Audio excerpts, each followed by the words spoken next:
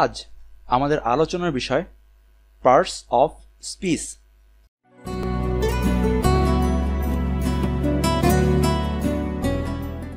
এবার parts of speech বলতে আমরা কি বুঝি?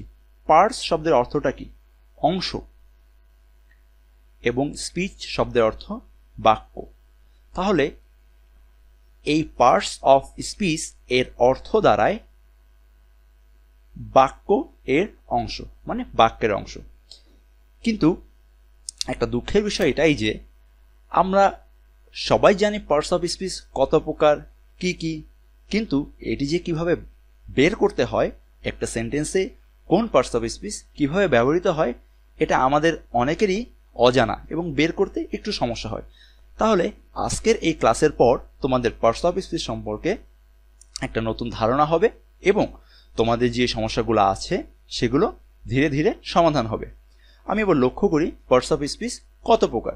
পার্টস অফ স্পিচ 8 প্রকার। Noun, pronoun, adjective, verb, adverb, preposition, conjunction, interjection।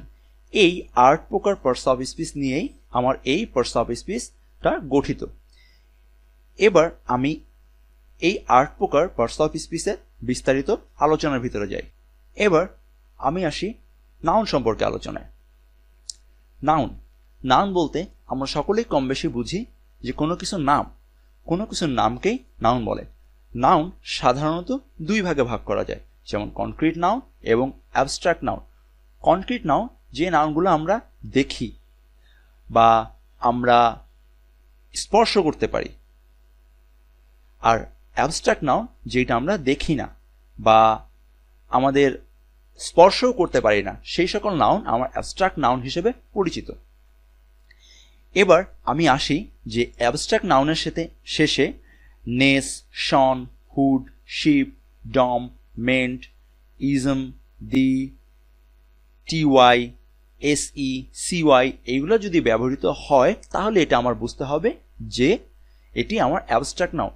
যেমন আমি যদি বলি ডম, আমি যদি লিখি ফ্রিডম, তাহলে এর অর্থ দাঁড়াচ্ছে স্বাধীনতা এবং এই স্বাধীনতা একটি অ্যাবস্ট্রাক্ট নাউন। এবার নাউনের পরে আমি আসি প্রোনাউনে। প্রোনাউন নাউনের পরিবর্তে যে সকল শব্দ ব্যবহৃত হয় তাই প্রোনাউন। আমরা প্রোনাউন ব্যবহারের ফলে বাক্যের একটি শ্রুতিমধুরতা বৃদ্ধি পায়। একটা শব্দ বারবার আমি যদি বলি Rahim is a boy, Rahim is a good boy, Rahim goes to school, একটি শুনতে কেমন একটি শ্রুতিমধুর লাগে না। আমি যদি বলি Rahim is a boy, he goes to school, he want to be a good man, তাহলে শুনতেও আমার ভালো লাগে। তাহলে প্রোনাউনের ক্ষেত্রে নাউনের পরিবর্তে যে সকল শব্দ ব্যবহৃত হয় তাকেই আমি প্রোনাউন বলি।